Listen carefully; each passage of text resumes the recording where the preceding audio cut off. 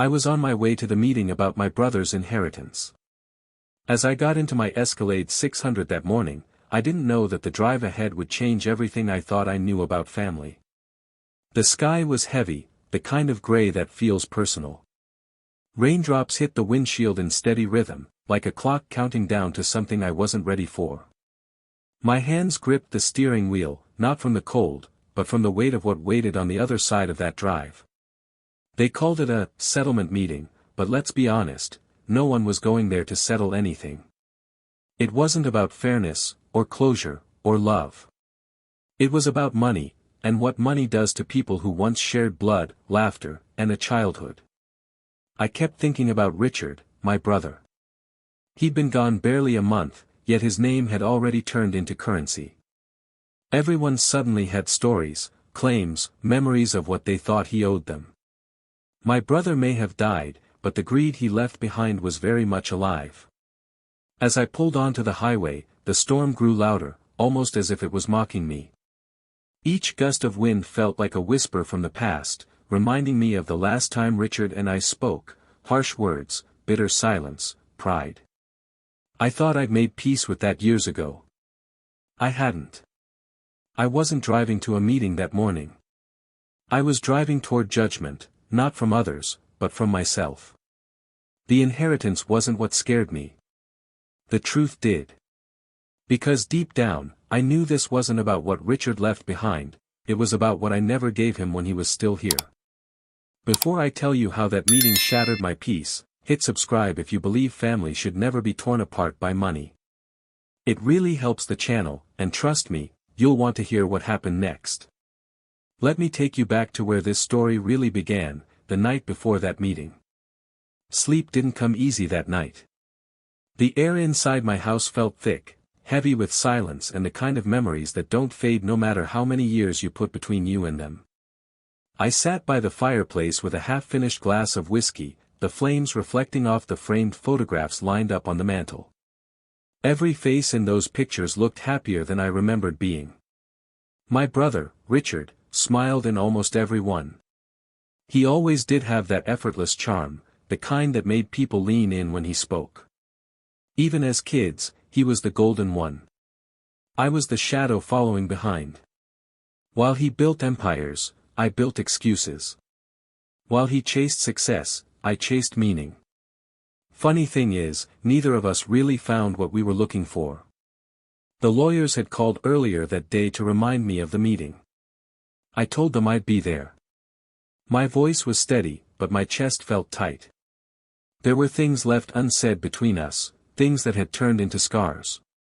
You'd think death would close old wounds, but it only made them bleed differently. I walked over to the piano in the corner, dust coating the keys. Richard used to play it when he visited. He'd sit there for hours, his fingers dancing like he was chasing ghosts through sound. I pressed a key, it let out a soft, broken note. That was our story in one sound, once beautiful, now fractured. I sat down and stared at his photo again. You couldn't just make it easy, could you? I whispered. Even in death, you have to make me face what I've been running from. My mind drifted back decades, to the day our father's company passed to Richard. I'd expected a partnership, what I got was a polite dismissal. You're not cut out for this, brother, he'd said, with that same calm confidence that used to both inspire and enrage me. You have the heart, but not the hunger. Those words branded themselves into me like fire. I told myself I didn't care. I walked away, started my own path, convinced I didn't need his approval. But every milestone he reached was a reminder of how far behind I'd fallen. Pride became my armor, and also my prison. When I got the call about his heart attack, I was on a fishing trip up north. The signal was weak, the voice on the other end even weaker. It's Richard, he's gone. I remember staring at the water for a long time afterward, not feeling anything at all. It wasn't grief. It wasn't shock. It was emptiness, the kind you get when you realize the argument you plan to fix tomorrow will never have a tomorrow. Now, the inheritance meeting loomed over me like a final exam I hadn't studied for. Everyone else would be there, his widow, Eleanor, still graceful but with eyes that could cut through steel. His son, Nathan, ambitious and sharp-tongued, more like his father than he'd ever admit. They'd be waiting for me, pretending civility while calculating shares behind polite smiles. I didn't want the money. God knows I didn't need it. What I wanted, what I'd always wanted, was acknowledgement. An apology. Something that said, I see you. But ghosts don't apologize, and the living rarely mean it. I poured another drink and sat back down. The clock ticked past midnight. Rain began to patter softly against the window, the same steady rhythm I'd hear again in the car the next morning. It felt almost rehearsed, like the world was setting the stage. Somewhere in the house, a floorboard creaked. For a moment, I could have sworn I felt Richard there, his presence thick in the air. Not in a haunting way, more like a memory refusing to fade. I closed my eyes and muttered, if you wanted peace, brother, you could have left instructions instead of chaos. The fire crackled, sparks rising and dying, each one a thought, a regret. I picked up one of the letters the lawyer had sent, a reminder of the meeting time and place. The words blurred as my eyes grew heavy. I folded it, tucked it into my jacket pocket, and leaned back, letting the exhaustion finally take me. Just before I drifted off, I caught myself whispering a promise I didn't even mean to make. Tomorrow, I'll settle this once and for all. One way or another. The rain outside grew stronger, rattling the windows, as if warning me that peace would not come easily. And deep down, I knew, the storm waiting for me in that meeting room would make this one look like mercy. Morning came cloaked in gray. The rain hadn't stopped, it had only changed rhythm, from a whisper to a steady drumbeat against the windows. I stood by the mirror, tying my tie with hands that felt heavier than they should. 64 years old, and I still hadn't learned how to untangle family from pride. The Escalade sat waiting in the driveway, black and gleaming, the kind of car Richard would have approved of. I slipped inside, started the engine, and let the low hum fill the silence. For a moment, I just sat there, staring through the windshield at the mist rolling off the street. Then I shifted into drive and pulled away from the house that had begun to feel like a museum of regrets. The wipers slid back and forth, keeping rhythm with my thoughts. Every mile of that drive carried the weight of history, decades of words left unsaid and wounds left untreated. I couldn't stop replaying the last conversation Richard and I had, for years before he died. It wasn't even a real argument. Just sharp words said too easily and apologies that came too late. He had called me arrogant. I had called him selfish. And that was it. Years of brotherhood reduced to two careless insults. We both hung up thinking we had time to make it right. The highway stretched ahead, slick and endless. I could almost hear his laughter in the hum of the tires, that confident, knowing laugh that used to make me both proud and furious. You always overthink everything, he used to tell me. Maybe he was right. Maybe I thought too much and felt too little. A billboard passed on the right, family is forever. I almost laughed. Whoever came up with that never sat in a lawyer's office watching siblings fight over what's left of the dead. The city skyline began to form through the fog, tall and cold. Each building looked like a monument to greed, ambition, and everything Richard had once chased. He'd loved this city, the lights, the energy, the illusion of control. I'd chosen quiet, country air, simplicity. Now both of us were gone in our own ways, one buried, one burdened. As I hit a red light, I glanced at the passenger seat. There, folded neatly, was the envelope from the lawyer's office, the invitation to our final reckoning. Beneath it, my brother's old cufflinks sat in a small box. They were silver, engraved with our initials, R&J. He'd given them to me after his wedding, back when love and loyalty still meant something. I hadn't worn them in years. This morning, I did. I wanted to show up not as the man he left behind, but as the brother he used to know. The rain thickened again, blurring the road. The world outside the car became a watercolor of gray and blue, smeared by motion. My heart pounded, not with fear but anticipation, a strange sense that something was about to end, or maybe finally begin. Halfway there, my phone rang. Eleanor's name flashed on the screen. I let it ring twice before answering. "John," she said, her voice brittle but poised. "You're coming, I assume." "I'm on my way," I said. "Good. Nathan's already here. Just, be civil. Richard wouldn't want this to turn ugly." I almost laughed. Richard wanted control. And he's still getting it, even from the grave. There was silence on the other end.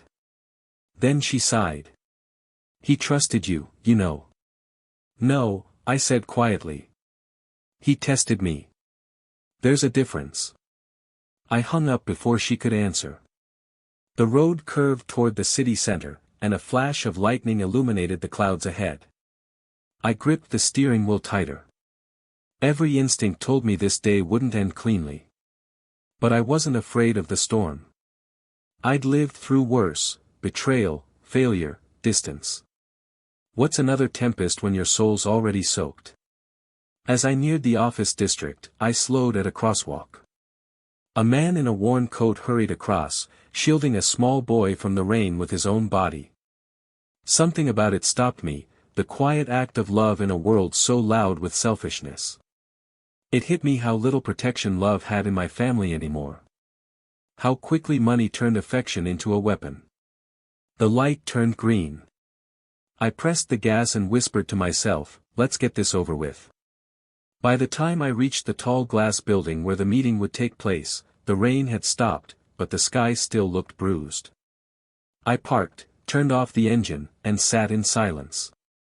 My reflection stared back from the dark screen of the dashboard, older, sharper, lonelier. I straightened my jacket, adjusted my cuffs, and looked up at the building towering above me. Somewhere inside, my family waited, faces painted with grief and greed, ready to carve the remains of a man neither of them truly understood. I took a deep breath, stepped out into the damp air, and whispered to the ghost of my brother, "All right, Richard. Let's finish what we started." The rain had eased to a mist by the time I stepped out of the Escalade. The building loomed above me, tall glass walls reflecting a gray sky that looked as restless as I felt. Every footstep on the wet pavement echoed like a countdown. I wasn't nervous, exactly, I'd lived through worse storms than this. But something in my chest felt heavy, like I was walking into more than a meeting. The lobby smelled of polished marble and cold ambition. The receptionist greeted me with a practiced smile, the kind that didn't reach her eyes. "Good morning, Mr. Lawson. They're expecting you upstairs." They. Not family. Not even names, just they. That word alone told me everything I needed to know about how the day would go. The elevator ride to the 10th floor felt endless. My reflection in the mirrored walls looked foreign, older, maybe harder. There was a time I would have fixed my tie, straightened my shoulders, worn my pride like armor. But not today. Today, I wasn't there to fight for inheritance. I was there to bury ghosts. When the elevator doors opened, I saw them immediately. Eleanor sat near the conference room window, dressed in black silk, her posture perfect, her expression unreadable. She had always been that way, composed, graceful, but guarded. The kind of woman who could smile while the world burned around her. Beside her stood Nathan, my nephew. Late 30s, crisp suit, the same sharp jawline his father had. But his eyes lacked something Richard always had, a hint of warmth beneath the arrogance. Nathan's gaze met mine for a fraction of a second before sliding away, as if looking at me too long would make him appear small. "Uncle John," he said, his tone clipped. "Didn't think you'd make it." I smiled faintly.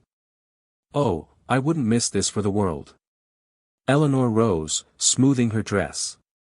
"John, thank you for coming. I know this isn't easy for any of us." I met her eyes. "Grief never is. But I get the feeling we're not all grieving the same thing. Before she could reply, the door opened and the family lawyer, David Warren, stepped in. Short man, late 50s, hair thinning but suit immaculate. He looked like he'd aged 10 years since Richard's funeral. "Mr. Lawson," he said, nodding respectfully. "We're ready to begin." We moved into the conference room. The long mahogany table gleamed under the ceiling lights. I took a seat at the far end, opposite Eleanor and Nathan. A single folder sat in front of David, sealed and heavy with consequence. He cleared his throat. "First, let me say how deeply sorry I am for your loss. Richard Lawson was—" "Spare us the eulogy," Nathan interrupted. "We've already done the mourning. Let's get to the business." Typical, I thought. His father hadn't even been buried 3 weeks when Nathan started making calls about assets and liquidation. I didn't speak. I just leaned back, letting him expose himself. David hesitated, then nodded and began reading the document aloud. The sound of his voice echoed through the room, clinical, rehearsed, the tone of a man who had done this 100 times before but never quite got used to the tension it brought. I watched their faces as he read. Eleanor's composure began to crack, just slightly around the eyes. Nathan's jaw tightened. My pulse stayed steady. When David reached the part about executorship and property division, the air in the room changed. Words like exclusive ownership, transferred holdings, and primary beneficiary sliced through the silence. Primary beneficiary, Nathan repeated, leaning forward. "That would be me, correct?" David hesitated. "According to the document, yes." Eleanor's head snapped toward him. "What do you mean, according to the document? Richard would never." But David cut her off gently. "Mrs. Lawson, your husband's final revisions were signed and notarized in my presence 3 months before his passing." Her breath hitched. Mine stayed even. I'd expected this. Not the details, but the pattern. Richard had always been deliberate. If he'd left Nathan everything, there was a reason, and I doubted it was generosity. Nathan leaned back, smiling like a man who had just been crowned. "Well, I guess Dad knew who could handle the legacy." Eleanor glared at him. "Legacy? He built that empire with me beside him, not you." He smirked. Apparently he disagreed. The tension was thick enough to taste. I could have cut it with the silver pen lying in front of me. But instead, I said nothing. Silence, I've learned, can hit harder than any accusation. When David finished reading, the room fell quiet. Only the sound of rain tapping faintly against the glass remained. Eleanor's breathing was shallow. Nathan was practically glowing. "Is that all?" he asked. David hesitated again. "For now, yes. Unless Mr. Lawson wishes to add anything."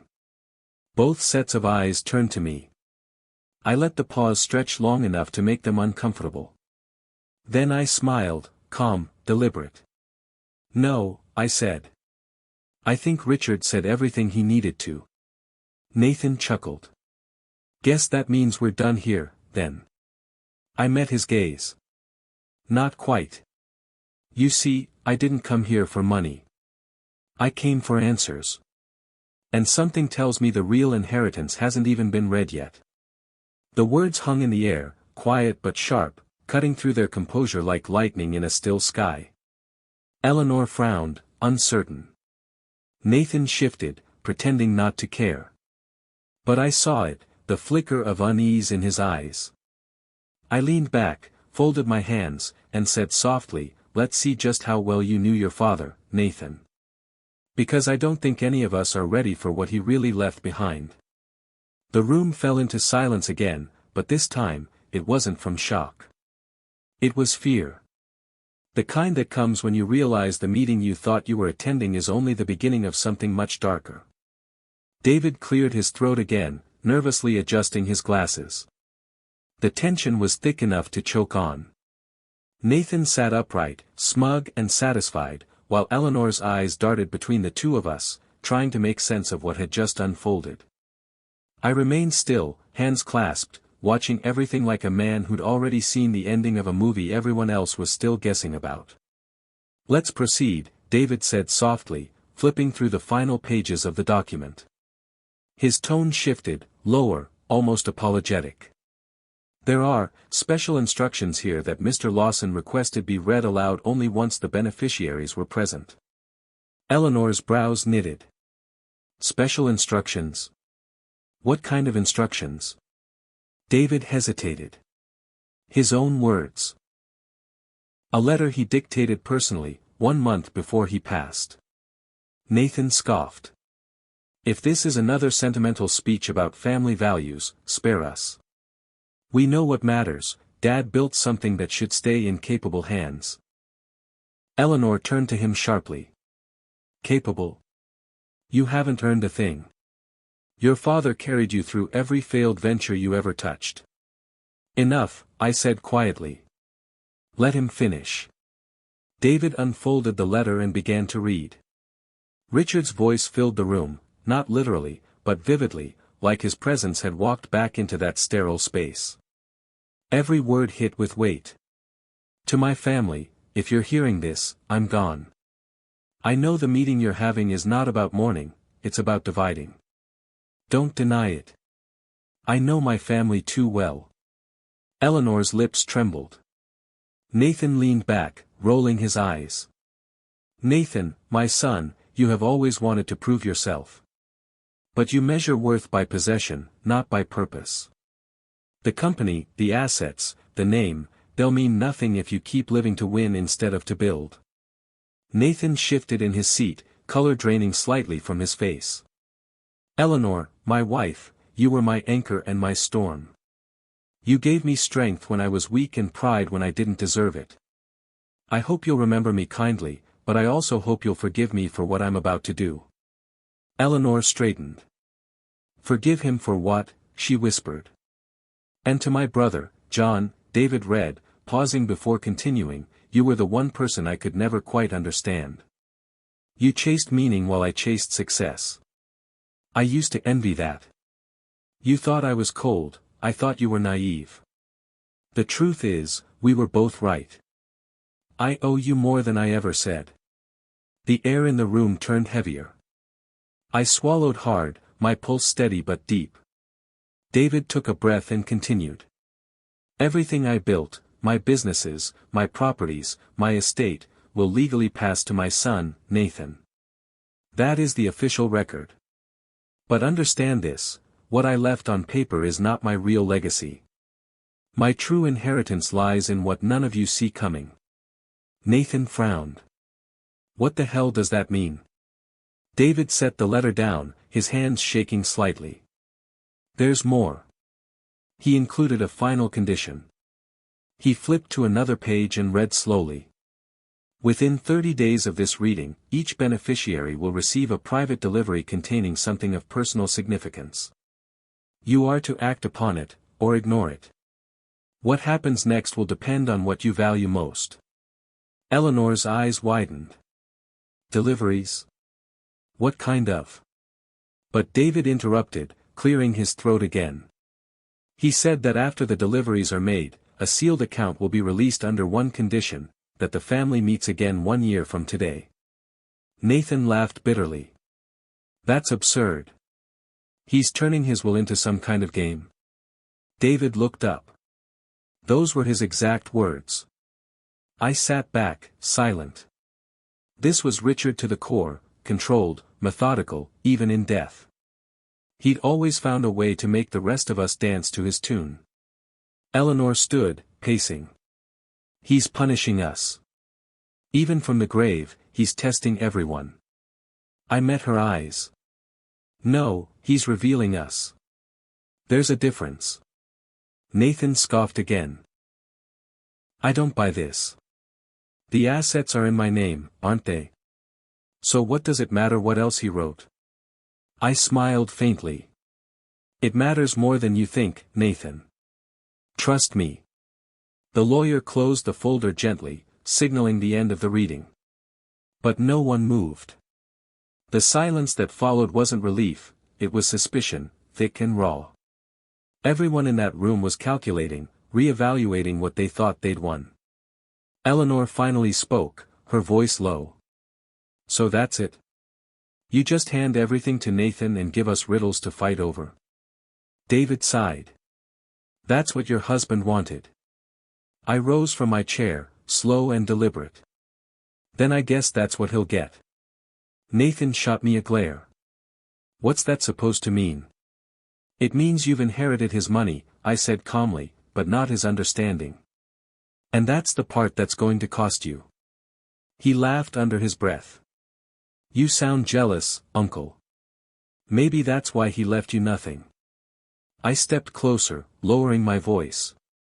"Maybe. Or maybe he knew I didn't need a will to settle a score." His smirk faltered for the first time. Eleanor looked at me sharply, as if sensing something beneath the surface. I picked up my coat, nodded politely to David, and started toward the door. "You're leaving?" Eleanor called out. "Yes," I said, without turning. "There's nothing else for me here. At least, not yet." As I reached the hallway, I paused. The reflection in the glass door caught my eye, 3 people sitting in silence, bound by the same blood and the same curse, greed. I wondered if any of them understood what Richard's final game really was. I did. Because unlike them, I'd learned the hard way that every gift Richard gave came with a lesson hidden inside it. And this one, this elaborate inheritance, was his final masterpiece. I stepped into the elevator, the doors closing with a soft click. For the first time that morning, I smiled. The real test hadn't even started yet. The following week crawled by, each day soaked in tension. The so-called deliveries Richard mentioned in his letter arrived on a gray Thursday morning. 3 identical black envelopes, one for me, one for Eleanor, and one for Nathan, hand-delivered by a man in a tailored suit who refused to say a word. I waited until nightfall to open mine. The house was quiet except for the ticking clock in the hall. Inside the envelope was a single photograph and a note written in Richard's unmistakable handwriting. "John, you'll know what to do with this when the time is right. Remember, the truth is worth more than gold." The photo was of Richard and me, standing beside our father's old office building 40 years ago, the day Richard had been named head of the company. I stared at it for a long time, the weight of old memories pressing down like a stone on my chest. I didn't understand the message yet, but I could feel the meaning was coming. The next day, my phone rang. It was Eleanor, her voice trembling between anger and fear. "John, did you get one too?" "I did." "Then you know this is madness. Nathan's furious. He says Dad's trying to manipulate us even after death." "Maybe," I said, "or maybe he's trying to show us something we've all refused to see." She hesitated. "He wants to meet. Tonight. At the house." I closed my eyes. I knew what she meant, the old Lawson estate, Richard's mansion overlooking the city. The place where every triumph and betrayal between us had taken root. "I'll be there," I said. When I arrived, the gates were open. The house loomed in the mist, tall and silent, its windows glowing faintly. Inside, the atmosphere was electric. Nathan paced near the fireplace, the envelope torn open on the table. Eleanor sat rigid on the sofa, clutching hers like it might explode. Finally, Nathan snapped when he saw me. "Maybe you can make sense of this insanity." "What did yours say?" I asked. He tossed a crumpled note across the table. It read, "To my son, the empire is yours, but only if you learn what it truly cost." I looked at Eleanor. Her hands shook as she unfolded her own. "To my wife, forgiveness isn't earned in silence. It's spoken aloud." The 3 of us stared at one another, the words circling like smoke. The fire crackled in the silence. "This isn't a will," Nathan said, voice rising. It's a game. A twisted little riddle. I studied him. Maybe it's not a riddle at all. Maybe it's a mirror. He laughed bitterly.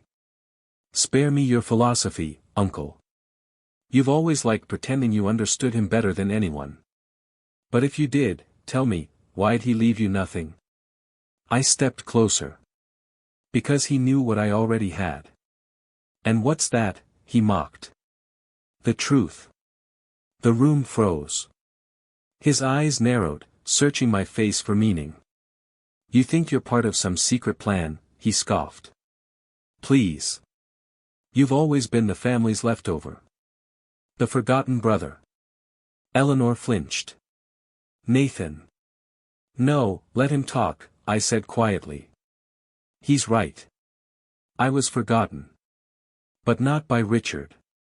He didn't forget me, he prepared me. Nathan's laugh was hollow.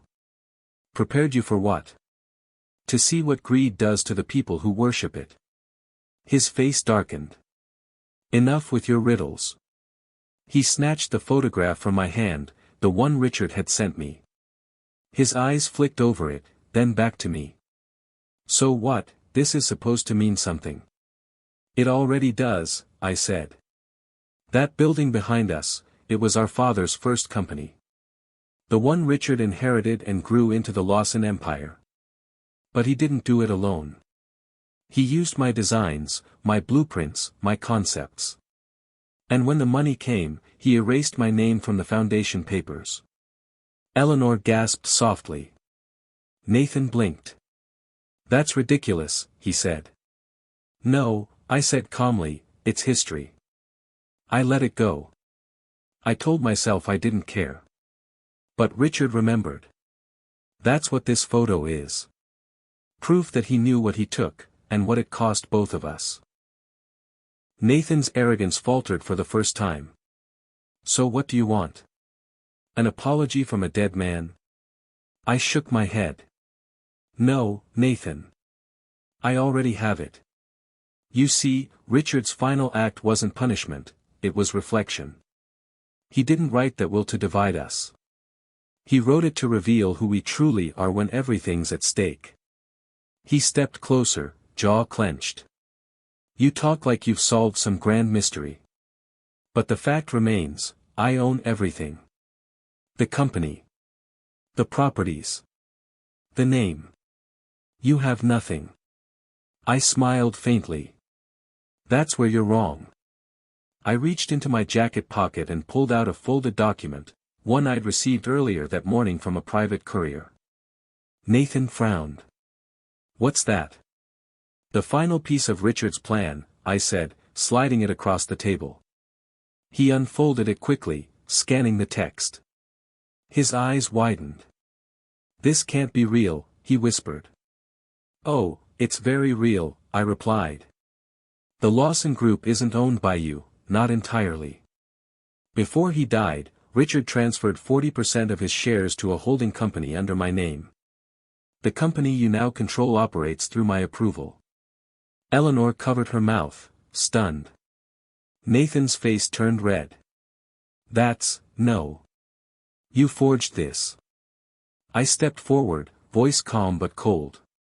No, nephew. That's the truth your father left for you to find. He wanted to see what kind of man you'd become when power wasn't absolute. Nathan's composure cracked completely. You think you can control me? I looked him dead in the eye. No, Nathan. I don't want to control you. I want you to see yourself. Everything you've done since your father's death, the arrogance, the greed, it's exactly what he predicted. He left me that 40% not to take from you, but to save what's left of our name before you destroy it. The fire popped, sending sparks into the air.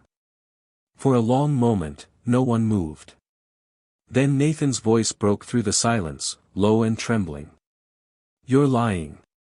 You're just trying to humiliate me. If humiliation's what it takes to make you human again, I said, then yes. He lunged toward me, but Eleanor grabbed his arm. Stop, she cried. He's right, Nathan. Look at yourself. You're your father's son, but not his legacy. You're his lesson. Nathan froze, breathing hard, eyes darting between us. Then he tore away from her grip and stormed out, the front door slamming so hard it shook the walls. Eleanor sank into the nearest chair, tears streaking her cheeks. He'll never forgive you for this. I exhaled slowly. I'm not asking for forgiveness. I'm asking for understanding. Maybe one day, he'll find it. The rain started again outside, tapping against the tall windows like soft applause. I turned to leave. John, Eleanor said quietly, did you plan this with Richard? I paused in the doorway. No, I said. But I learned a long time ago, if you let a greedy man reveal himself, he'll do your work for you. Then I stepped into the storm, the air cold against my face, but my chest finally light. Richard's game was over. The truth had done what it always does, cut deep, but clean. For weeks after that night, silence became my closest companion. Nathan disappeared from public view, the media circling like vultures over rumors of family tension and corporate chaos. Eleanor called once, twice, then stopped. I didn't blame her. The storm Richard left behind was one none of us were ready to face, and each of us had to weather it in our own way. I spent my mornings on the porch, watching the sunrise burn through the fog, coffee in one hand, the photo Richard sent me in the other. The words on his note echoed constantly in my head, the truth is worth more than gold. I was beginning to understand what he meant. See, the truth doesn't just reveal, it cleanses. And though Richard's plan had seemed cruel at first, it had a purpose.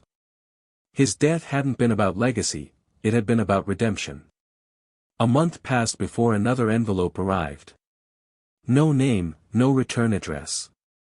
Just that same neat handwriting that I'd once teased him for, precise, almost architectural. Inside was a USB drive and a short message.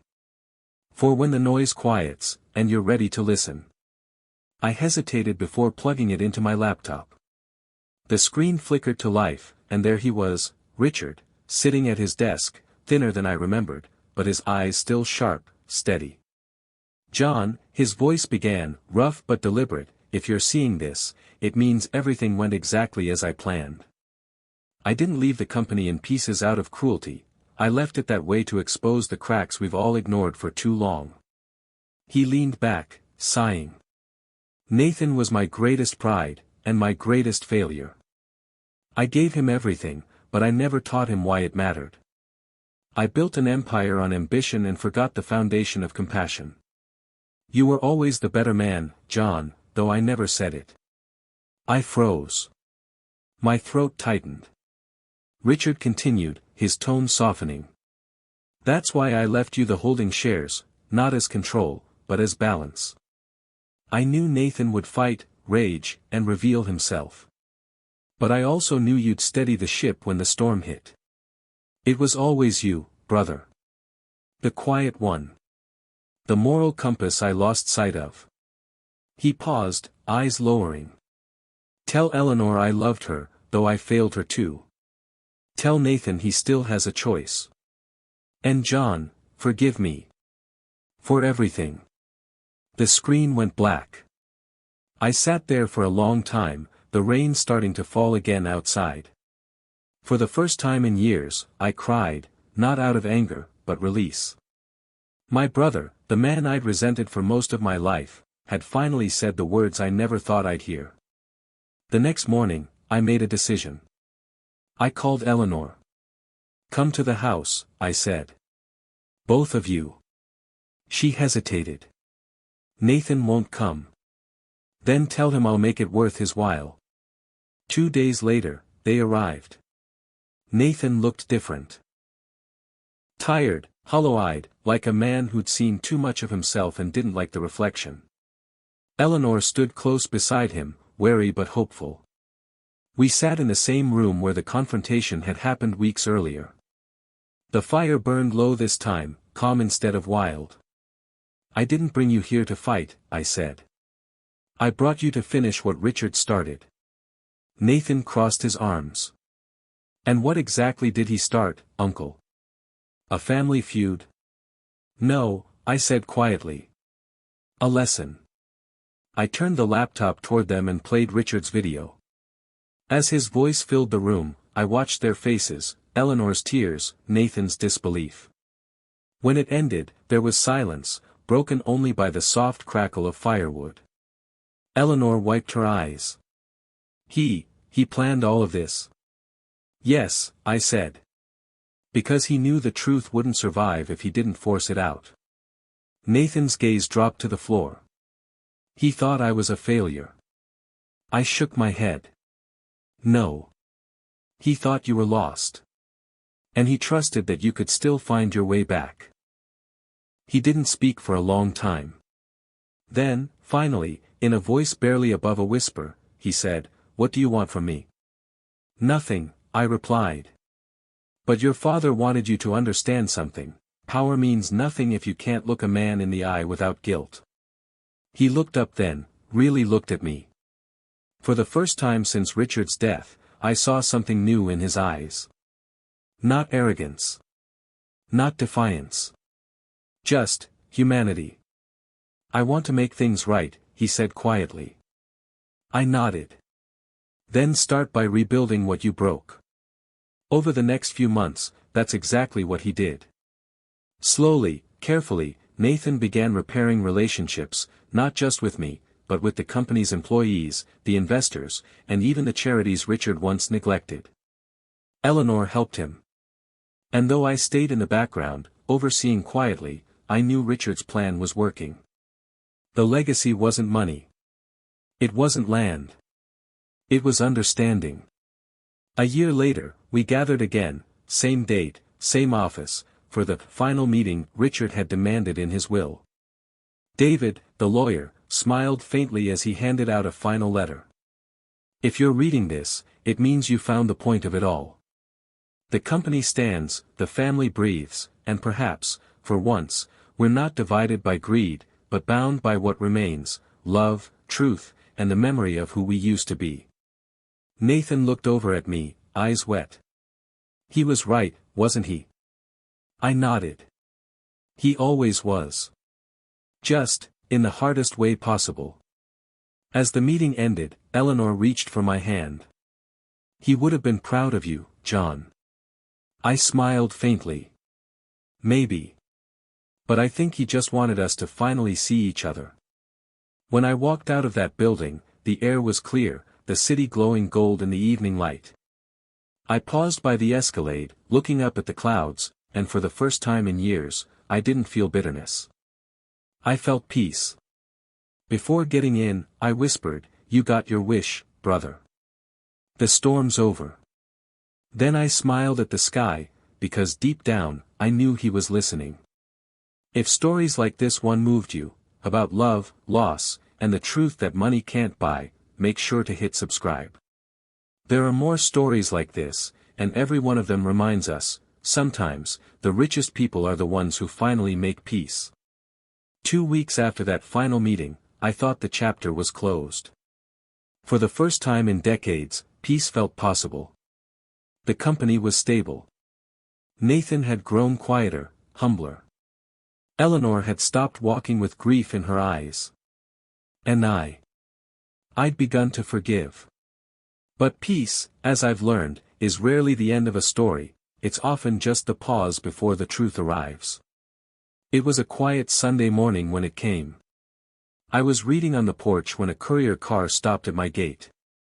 The man approached with a small wooden box and an envelope sealed with the Lawson family crest. No words, no signature, just that same elegant seal Richard used on every confidential document he ever sent. I felt a chill. The will was over.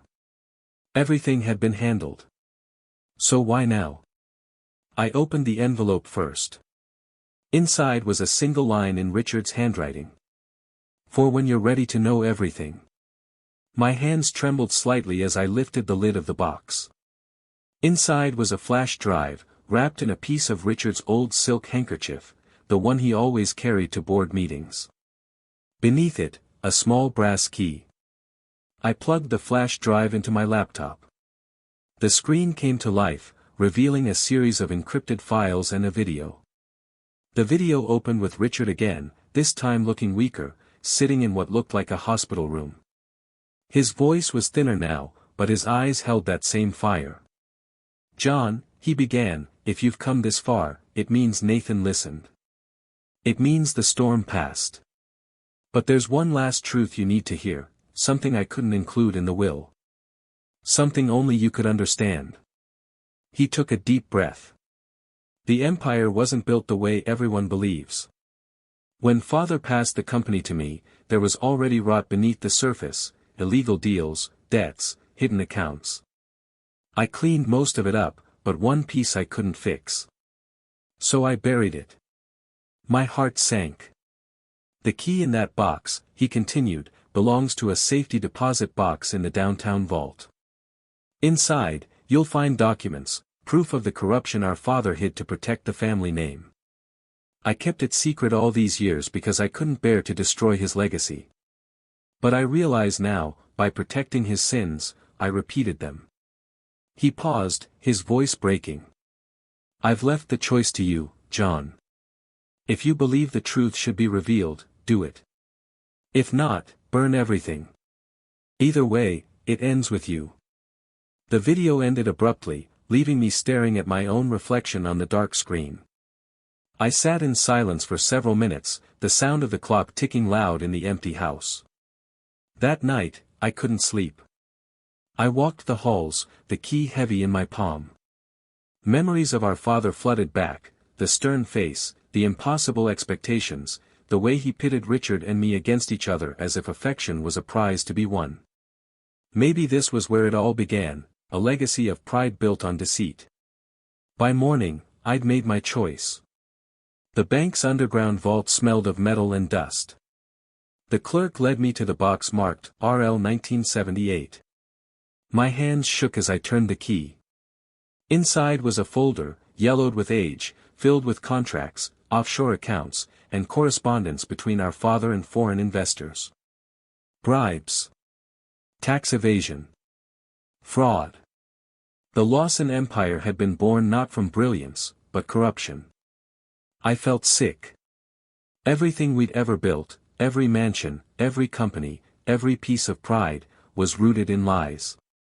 And yet, Richard hadn't destroyed it. He'd left it to me. Because he knew I'd do what he couldn't. That afternoon, I met Nathan and Eleanor again, this time at the same office where the will had been read months before. I laid the folder on the table. Nathan frowned. "What's this?" "The truth," I said. "The foundation of everything your grandfather built." As they read through the documents, I watched their expressions shift, from confusion to shock, then disbelief. Eleanor covered her mouth. Nathan's jaw tightened. This can't be real," he whispered. "It is," I said quietly. "And now you know why your father carried so much guilt. He spent his life cleaning up another man's mess."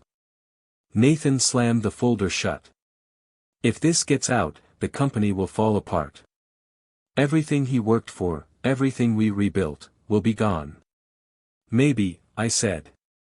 "But maybe it's time the truth finally stood on its own."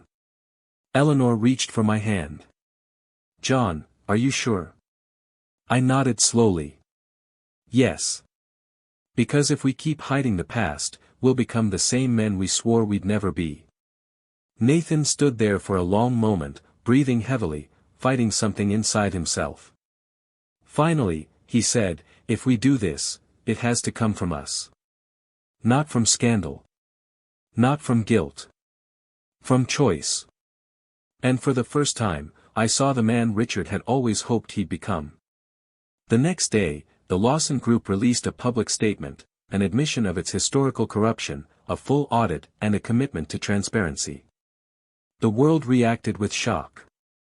The company's stock dipped, critics screamed, but for the first time in decades, our name stood for honesty instead of power. Weeks later, I visited Richard's grave. The sky was overcast, the wind gentle. I placed the now empty brass key on the headstone. You were right, I said softly. The truth really was the last inheritance. I stood there a long while, feeling the weight of everything, loss, forgiveness, redemption, settle finally into peace. As I turned to leave, I whispered, "It's done, brother. Everything you couldn't fix. I did. Not for the money. For the name." And for the first time since his death, I felt him there, not as a shadow of guilt, but as the echo of something lighter. A man finally at rest. I walked away, the wind carrying the last of the storm behind me. If this story reminded you that truth always finds its way, no matter how deep it's buried, then don't forget to hit subscribe. Because in this channel, every story reveals what life, family, and redemption really mean. It's strange how silence feels different when peace finally returns. For months after revealing the truth, I found myself waking before dawn, just to sit outside and watch the world begin again. The storm that had haunted our family for generations had finally broken. The air felt lighter. The guilt, quieter. The world had reacted harshly at first. The press tore the Lawson name apart. Old investors withdrew. The company bled for weeks. But beneath the chaos, something remarkable happened. People started to believe in it again. Transparency brought trust. And slowly, the Lawson Group began to rebuild, not as an empire of power, but as a legacy of integrity. Nathan became the face of that change. He spent hours in meetings, not dictating but listening. He launched a new foundation in Richard's name, funding scholarships, rebuilding communities, creating opportunities for those who'd never had them. Every time I saw a news story about it, I felt a quiet pride swell in my chest. My brother's son had finally learned what it meant to lead. Eleanor visited often.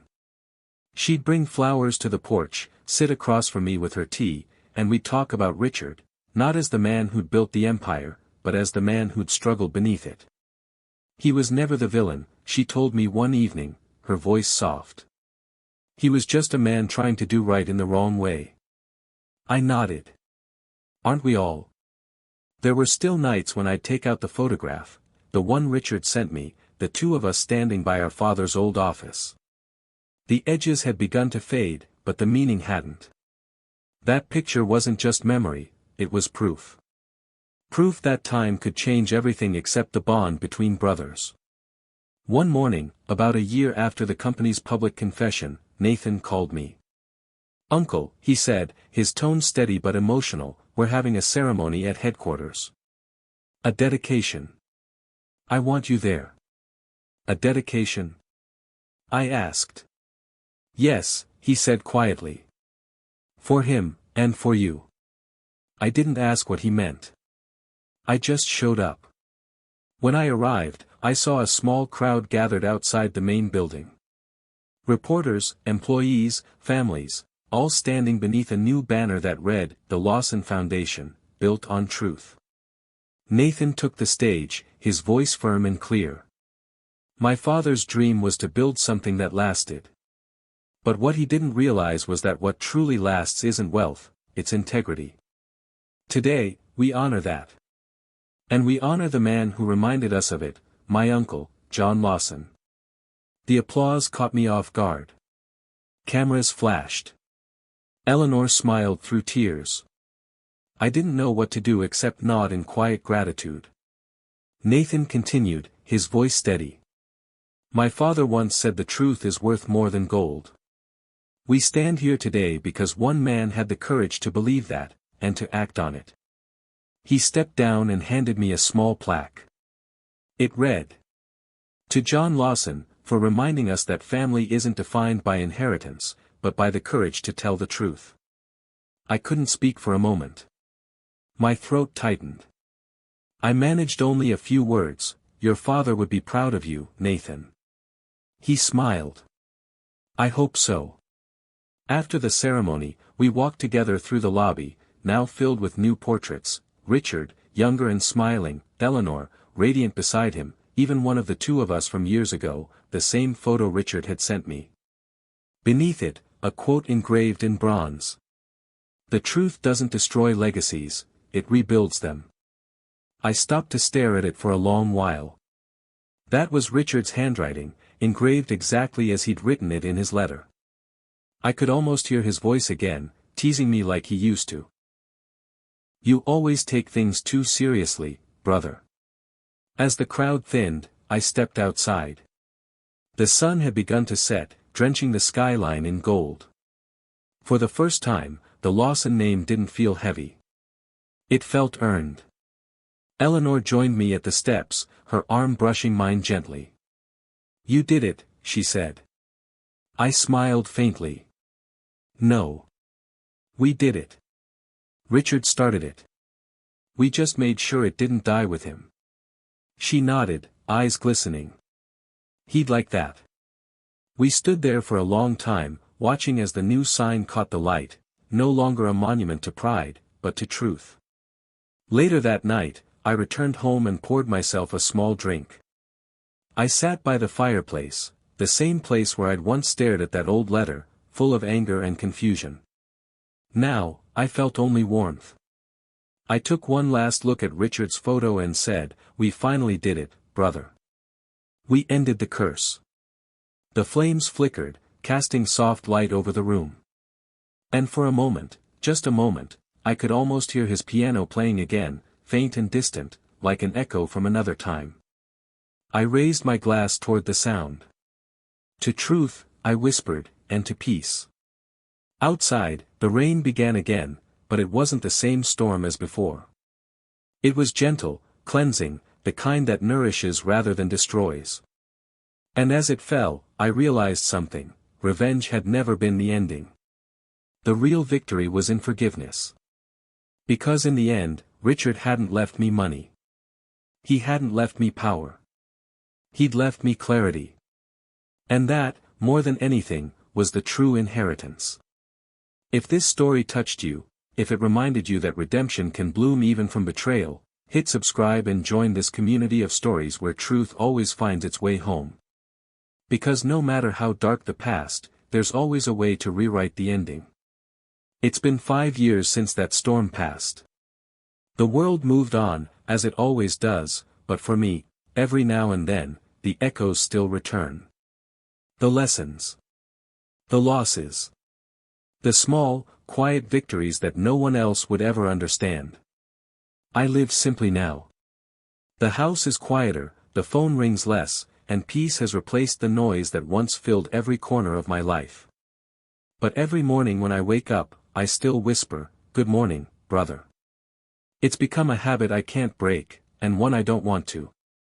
The Lawson Group thrives again, stronger than ever. Nathan runs it with integrity now. I see him in interviews sometimes, speaking not about profits or expansion, but about people, about legacy.